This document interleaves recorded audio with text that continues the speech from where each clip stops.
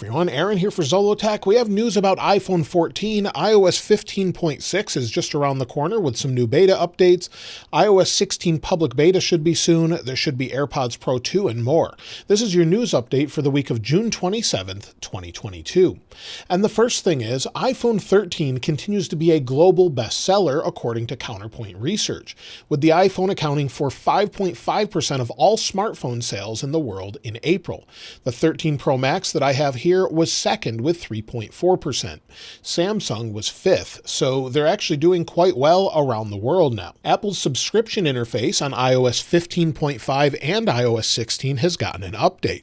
If you go into Settings, tap on your name, and tap on Subscriptions, you can see all of your subscriptions here, and it looks a little bit different. If we go into the subscription for this particular phone, you can see your information with the agreement, your serial number, and then what you're paying monthly, and you have the option to cancel. So it's a little bit easier to understand as far as the overall subscription and easier to cancel. This past week, a new app was released for Apple Watch that allows you to watch YouTube on the small screen of the Apple Watch. If you go to the app, you'll see it's called WatchTube. It was free to download. You can search for your favorite channel and then scroll through all of their content. It loads pretty quickly, at least on the Series 7, and you can see the different content here. The one exception I found is that if you're using watchOS 9, it does often crash. So that's because it's a beta, but if you're on a public version of watchOS 8, you shouldn't have any issue and you can watch the content here. So I'm curious if you would actually watch YouTube on your Apple Watch. Let me know in the comments below. Also this past week, Ken Kosienda, who is one of the original developers of the iOS operating system, or iPhone OS, had said that the reason the first versions didn't have copy and paste, where you can easily copy and paste text within your iPhone now, was because they just ran out of time. They were working on autocorrect and then also working on the virtual keyboard, and they needed to get that finished properly. You would think Apple would have a bunch of people, but it was just him and his team working on these features. So it looked like they wanted to get it right, so it took a few iterations of that. Last Friday, Apple also started its 2022 back-to-school promotions. If we go to the Apple Store, you can see here that you can save on a Mac, and it just changed here. Let's find that again. You can save on a Mac or an iPad with an education discount. You can get up to a $150 gift card when you go and purchase a Mac at Apple or an iPad. It's on specific Macs and the discount can vary, but that's now live until late September in the USA and Canada. Recently, there were a lot of videos about the M2 MacBook Pro, and it looks like if you get the base configuration with 256 gigabytes of storage, that solid-state drive is actually slower than last year's M1 model. But if you bump up to 512 gigabytes, it's the same speed. I actually found it to be the same speed in my video comparison, or unboxing with a comparison, showing that the 512 is the same as the 1 terabyte or 2 terabyte models of the M1. However, if you get the 256 model, it's definitely slower. So I would opt for the 512. Just wanted to keep you informed about that. If you're using Apple Music and you have a student discount, which means it would be $4.99 in the United States, that price is just increased by $1 to $5.99. The same is true in the UK and Canada, from $4.99 to $5.99 in all regions, whether that be US dollars or pounds. So that's something that's a bit unfortunate for some, but thankfully it's only $1, but still gets you closer to the original $9.99 that most people pay for a single use case. Recently, you probably heard about USB-C making its way to iPhone due to regulations in the European Union. I talked about this last week, but now 4 US senators have urged the FTC to investigate Apple and Google for transforming online advertising into an intense system of surveillance. There are some settings that were on by default in earlier versions of iOS, but with the app tracking transparency and all of the privacy push that Apple is all about lately, it looks like there's not a whole lot more they could do, as a lot of people have come against them saying that they're blocking too much now. But either way, apparently they're going to be investigated along with Google for trying to maybe have an intense system of surveillance. So these changes have been in place since about iOS 14.5, so I'm not sure there's much they could do, but I'm curious to hear what you think about this. Now, if you're having issues with your iPhone or Mac or iPad, you bring it into Apple and maybe you have an issue with your camera or Face ID or something else, it looks like there's parts delays at this point where Apple is facing supply chain delays for some of those parts.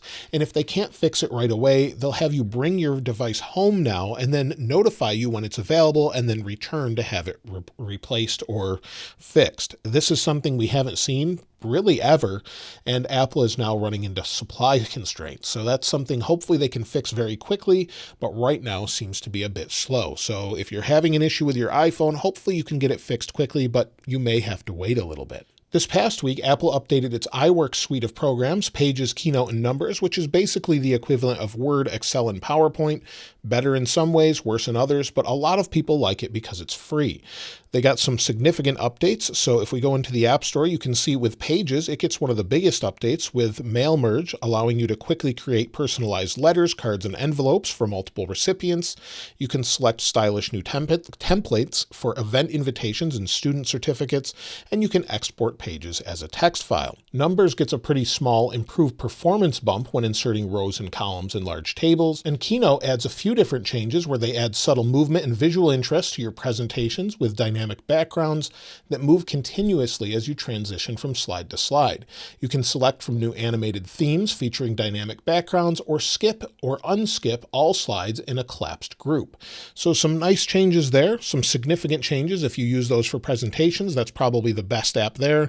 So if you're using those, I'd love to hear from you in the comments below. Apple also released a new Safari technology preview that adds features found in macOS Ventura, but you can use on macOS Monterey. It's more for developers right now, but adds things such as live text, passkeys, extensions, and more. Apple recently has made a big push towards putting sports on Apple TV with Major League Baseball, soccer, or football around the rest of the world, and recently apparently they've made a bid on NFL Sunday Ticket.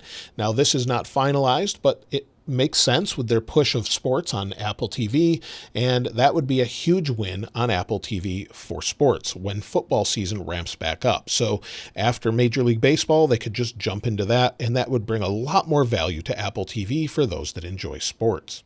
Now this week, we do expect iOS 15.6 Beta 4. Last Friday, Apple released macOS updates, which was a bit surprising, 12.5 Beta 4, but we had no iOS, iPad, or watchOS updates or Apple TV or HomePod. So I would expect that as soon as maybe later today or tomorrow. So that looks to be fairly likely. And then iOS 16 public betas could be as soon as maybe the end of this week or early next week. Apple did say it would be coming in July. Next week would be 2 weeks out from Beta 2 that was released to developers, and that's typically what they do. So we could see it as soon as next week with maybe a Beta 3 later in that week or the following week. Apple sometimes changes this up, but within a couple weeks or so, we could have a public beta available to everyone. And then, of course, 15.6 betas with a final release of 15.6 probably sometime in mid-July. So look for those with some major fixes or security updates for iOS, and then we'll look toward iOS 16, usually in mid-September when it releases to the public. We've been talking about iPhone 14 for quite some time, and it looks like iPhone 14 component shipments are underway as manufacturing is ramping up, getting ready for September, according to DigiTimes. They're seeing different component shipments go out, and so it looks like they're underway. That makes a lot of sense as you have to make millions by September to release it to the public. Now, of course, we do expect that hole punch and sort of pill display on the Pro models. This is the dummy unit or model I showed off in a different video. And also, according to Mark Gurman, the 14 Pro and Pro Max are expected to get an always-on display. We've seen this in the code of iOS 16, and some people are seeing some odd behavior when putting it on a MagSafe charger at night, where it's showing sort of an always-on display where it sort of ramps up the display and shows just the time and not much else like you would expect, but then sort of glitches back to the main lock screen. So it does appear to be in the code, but some people are seeing that glitch. We could see that similar to the Apple Watch, where you can ramp up the display, where we could go as far as 1 Hertz on the iPhone 14 Pro display up to 120 Hertz. Recently, there was a post about potential battery capacities of the upcoming iPhone 14 models. Shrimp Apple Pro posted this on Twitter, and he did say that it's not 100% confirmed, but is based on posts he found on Chinese social media, where the iPhone 14 would have a 3279 milliamp hour battery, the 14 Max would have 4325 milliamp hours, the 14 Pro would be 3200 milliamp hours, which are all larger than the previous versions, and the 14 Pro Max would have a slightly smaller battery at 4323 milliamp hours. That may or may not happen. Like I said, it's not 100% confirmed, but they have gone up and down on battery capacities before, and to have that giant battery, especially in the 14 Max, makes a lot of sense. We've been hearing for a while that Apple is working on AirPods Pro 2. According to 52 Audio, they have some new information about it. They have some new renders here of what they expect them to look like, where Apple would keep the stem on the bottom of the AirPods Pro. Previous thoughts were maybe they'd get rid of that, and then internally they would have a newly refreshed H1 chipset, improved sound, which of course makes sense, and hearing aid capabilities where the case could also pick up sound. It would have a microphone and then transmit it to AirPods Pro, according to them. They would have Find My built into the case, where it would have a speaker there to help you better locate it, and then USB-C, which would make a lot of sense given the latest rulings in the EU. And then one thing I'm not sure about is heart rate and temperature detection. Now that's pretty easy to do from your ear, but whether or not it will have that, we've heard about this for a while. We'll have to wait and see. But either way, it looks like they're in the works and could come as soon as this year, maybe around the time of the iPhone. Now, Apple got rid of the main HomePod quite some time ago, and with HomePod, we only have the mini like we have here. It looks like Apple's working on a regular HomePod again that could release as soon as 2023, according to Mark Gurman. So we could have an all-new HomePod, which is larger, and then also would include an S8 chipset that would be in the upcoming Apple Watch Series 8. So makes a lot of sense. They would want a new HomePod. We haven't seen one in a while.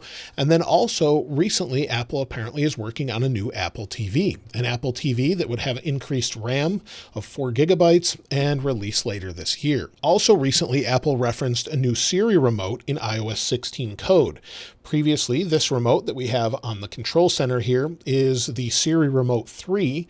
There's been references to a new Siri Remote 4, which hasn't been seen before. So we could have an updated version of this remote as well, and updated Apple TV hardware later this year. Now this week, there isn't a whole lot of news about iPad, but we do expect iPad Pro, a new 12.9-inch and 11-inch later this year with maybe some updated internals, possibly M2 chipsets. So that makes sense.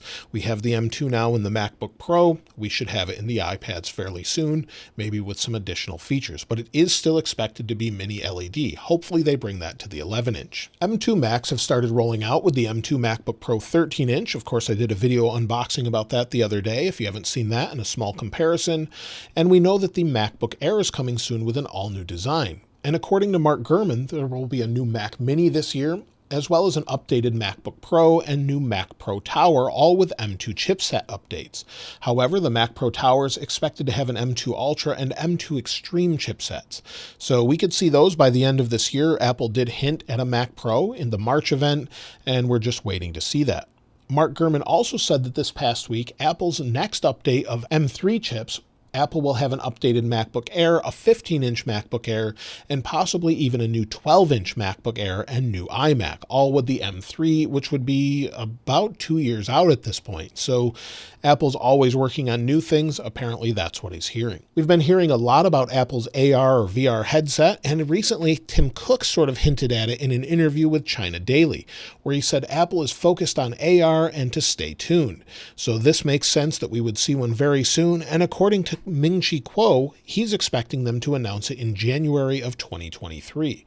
We had thought we might hear hints of it at WWDC, but now it looks like the announcement should be in January. We've been waiting for this for quite some time, and it does take a while to get ready. And again, it's said that this is one of the most complicated, if not the most complicated product Apple has ever made. So many are expected to copy it after Apple unveils it, so they're waiting to make sure everything's correct. And so that's everything from this past week. Lots of different news, of course, and a lot of different things coming very, very soon. Let me know what you're looking most forward to. And of course, as soon as those iOS updates are out, I'll be sure to keep you updated there as well. If you'd like to get your hands on this wallpaper, I'll link it in the description like I normally do. And if you haven't subscribed already, please subscribe. And if you enjoyed the video, please give it a like. As always, thanks for watching. This is Aaron. I'll see you next time.